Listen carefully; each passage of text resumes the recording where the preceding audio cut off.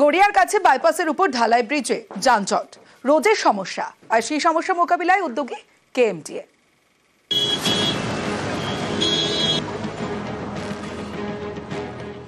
Eastern metropolitan bypass কলকাতার অন্যতম গুরুত্বপূর্ণ রাস্তা। গড়িয়ার কাছে এই রাস্তার উপরেই ঢালাই ব্রিজ, অফিস টাইমে গাড়ির ভিড়, চরম যানজট। এটাই এই মোড়ের চেনা ছবি। এই ছবি বদলাতে উদ্যোগী কেএমডিএ। ঢালাই ব্রিজ লাগোয়া এলাকায় ইএম বাইপাসের সম্প্রসারণ হবে। 4 কোটির বেশি টাকা বরাদ্দ হয়েছে। প্রচুর মানুষ যাতায়াত করে, মেট্রো থেকে নেমে তারা যাতায়াত করে, অটো রুটগুলো আছে, প্রচুর যানজট হয়। ওই জন্য এই ঢালাই ব্রিজ সম্প্রসারণ হলে মানুষের অত্যন্ত উপকার হবে এবং কেএমডি তাই ব্যবস্থা নিয়েছে। এত গাড়ি ঘোড়া ট্রাফিক আছে যে এই কাজটা হলে অনেক সুবিধা হবে মানুষের। মাস 3-4 মধ্যে চালু হয়ে যাবে, এই অর্থবর্ষে তো চালু হবে প্রথম দিকে। কামালগাজী থেকে পাটুলি যাওয়ার গুরুত্বপূর্ণ মোড় এই ঢালাই ব্রিজ। এখানেই কলকাতা মেট্রো রেলের ব্লু লাইনের শহীদ ক্ষুদিরাম স্টেশন। রোজ প্রচুর লোকের যাতায়াত। এখানেই সরু রাস্তায় রোজ ঝুঁকির যাতায়াত। এই যে জ্যামটা সেই রোকেকালী মন্দির পর্যন্ত চলে গেছে। এই জায়গাটা যদি ঠিক হয়ে যায় তাহলে এই জ্যামটা অনেকটা হবে। কত রিস্ক এই জায়গাটা থেকে পড়ে গেলে মানুষ যেখানে কিভাবে যাওয়া আসা করছে দেখুন, বাইচান্স পড়ে গেলে কোনো গাড়ি অ্যাক্সিডেন্ট হয়ে যাচ্ছে, স্পিড হয়ে যাচ্ছে। সব সময় এরকম। এটা খুব চওড়া করার জন্য খুবই ভালো হয়। এটা যদি চওড়া করে দেয় খুবই দরকার। এটা ঢালাই ব্রিজে একটা অসম্ভব জ্যাম তো থাকেই এই অফিস টাইমেরটাতে। সিগন্যালটাতে যেহেতু রাস্তাটা একটু ন্যারো আছে, তো ওপাশ থেকে আসতে জ্যামের একটা অসম্ভব দেরি আমাদের হয়ে যায় অফিস টাইমে। কামালগাছির দিক থেকে যে রোডটা আছে ওখান থেকে এখন দিনে দিনে গাড়ির প্রেশারটা অনেক বেড়ে যাচ্ছে। তো সেক্ষেত্রে রাস্তা চওড়া হলে তো যে কোনো আমাদের নিশ্চয়ই সুবিধাই হবে। চওড়া রাস্তায় গাড়ির গতি বাড়ে, যানজট কমে। ইএম বাইপাসের সম্প্রসারণ হলেও এই ছবি দেখা যাবে ঢালাই ব্রিজ সংলগ্ন এলাকায়। রাস্তা পারাপার করতে সমস্যা হতে পারে পথচারীদের, এতে ফের যানজট বাড়তে পারে। এই পরিস্থিতিতে পাটুলিতে নতুন ফুট ওভারব্রিজ তৈরির উদ্যোগ নিয়েছে কেএমডিএ। পাটুলি মোড় থেকে ঢালাই ব্রিজ যাওয়ার যে জায়গা, সেখানে দীর্ঘ বেশ কিছুদিন ধরে বেশ কয়েকটি দুর্ঘটনা ঘটেছে। শুধু তাই নয়, যখন একেবারে অফিস টাইম সেখানে কিন্তু প্রবল যানজটের সৃষ্টি হয়। এই যানজট এড়াতেই বেশ 4 বছর আগেই এই ফুট ওভার ব্রিজের জন্য প্রস্তাব পেশ করা হয়েছিল। তখন বিষয়টি বাতিল হয়ে গেলেও ইতিমধ্যে কেএমডিএর তরফ থেকে একটি টেন্ডার পাশ করা হয়েছে যে এই পাটুলি মোড়ে তৈরি হতে চলেছে ফুট ওভার ব্রিজ। একটা ফুটব্রিজ দরকার আছে এখানে। এত গাড়ি চারদিক দিয়ে গাড়ি আসে, ক্রস করাই যাচ্ছে না। ওর থেকে ওটা হলে I think this is the best. খুবই ভালো। ওখানে পপুলেশন কম ছিল, এখন যেহেতু এত ডেভেলপ হয়ে গেছে, প্রচুর মানুষ আসছে, গাড়ি আছে, তাই চলাফেরার অসুবিধা হচ্ছে। আমরা একটা ফুট ওভার ব্রিজ ওখানে পরিকল্পনা করেছি, শিগগিরই কাজ শুরু হবে। রাস্তা সম্প্রসারণ, নতুন ফুট ওভারব্রিজ, কেএমডিএর আশা কয়েক মাসে বদলে যাবে ঢালাই ব্রিজ সংলগ্ন ইএম বাইপাসের চেহারা। ইএম বাইপাস থেকে সারদান বাইপাস সংযোগস্থল গড়িয়া ঢালাই ব্রিজ। দীর্ঘদিন ধরে অফিস টাইমে জ্যামের জেরে নাজেহাল হচ্ছে সাধারণ মানুষ।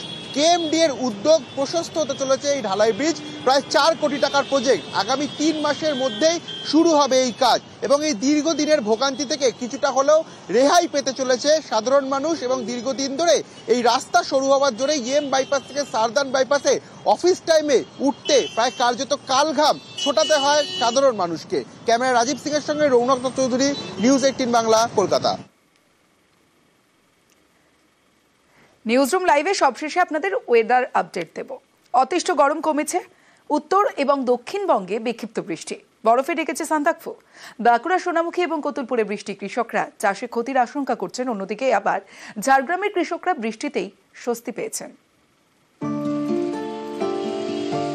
বাংলায় বসন্তে বৃষ্টি, একটানা গরমের পর রাজ্য জুড়ে স্বস্তির বৃষ্টি।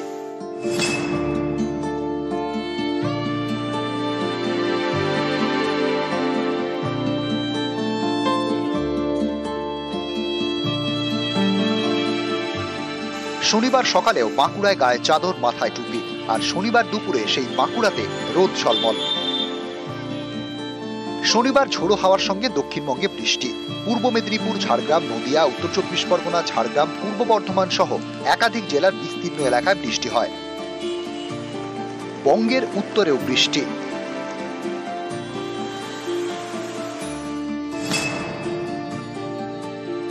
দফায় দফায় বৃষ্টি বাঁকুড়ায়। চাষের জমিতে জমে গেছে জল, কৃষকরা ক্ষতির আশঙ্কা করছেন। কতুলপুর, সোনামুখীতে সবজিতে ক্ষতির আশঙ্কা। আমার ওই 2 বিঘের মতন সবজি ছিল, লঙ্কা ছিল, পটল ছিল, টমেটো ছিল, বেগুন কিছুটা ছিল। শিলের আশঙ্কা আছে শুনেছি, শিল হলে আপনার ঝিঙা, শসা এগুলো প্রচণ্ড হারে ক্ষতি হবে এবং বাদামে জল জমে গেলে বাদাম গাছ নষ্ট হয়ে যাবে, পচে যাবে। যেই আলুগুলো জমা করে রাখা আছে মানে খড় ঢাকা দেওয়া, সেইগুলোর তলায় জল ঢুকে গেলে খড়টা সে আলুটাও পচে যাবে। একদিকে যখন বাঁকুড়ায় চাষের ক্ষতির আশঙ্কা করছেন কৃষকরা, তখন ঝাড়গ্রামের কৃষকরা বৃষ্টিতে স্বস্তি পেয়েছেন। জলের অভাবে মরে যাওয়া গাছগুলো বৃষ্টির জলে বেঁচে উঠেছে। আমাদের ফসলও যেগুলো মরে গিয়েছিল সেই ফসলটাও বৃষ্টিতে অনেকটা সতেজ হয়ে যাচ্ছে। কি কি চাষ করেছেন? আমি ধান চাষ করেছি, কুমড়ো চাষ করেছি। আর কত বিঘা? ধান করেছি 4 বিঘা, কুমড়ো করেছি 1 বিঘা। রবিবার দক্ষিণবঙ্গে বিক্ষিপ্ত বৃষ্টির সম্ভাবনা। 25শে মার্চ অর্থাৎ মঙ্গলবার থেকে তাপমাত্রা বাড়বে। 25, 26, 27, 28 এই 4 দিন কিন্তু পশ্চিমবঙ্গের কোনো জেলাতে কোনো বৃষ্টিপাতের সম্ভাবনা নেই। 23 তারিখ থেকে 24 তারিখ পর্যন্ত টেম্পারেচারের খুব বড় রকমের পরিবর্তন নেই। 25 তারিখ অনওয়ার্ডস ম্যাক্সিমাম টেম্পারেচার কিন্তু 3 থেকে 5 ডিগ্রি সেন্টিগ্রেড ধীরে ধীরে বাড়ার সম্ভাবনা রয়েছে। নিউজ 18 বাংলা। জলা জমিতে চাষ করে সংসার চলে, ভাঙড়ে সেই জমি দখলের অভিযোগ, আর এতে কৃষকদের মাথায় হাত। অভিযোগের আঙুল স্থানীয় তৃণমূল নেতার বিরুদ্ধে।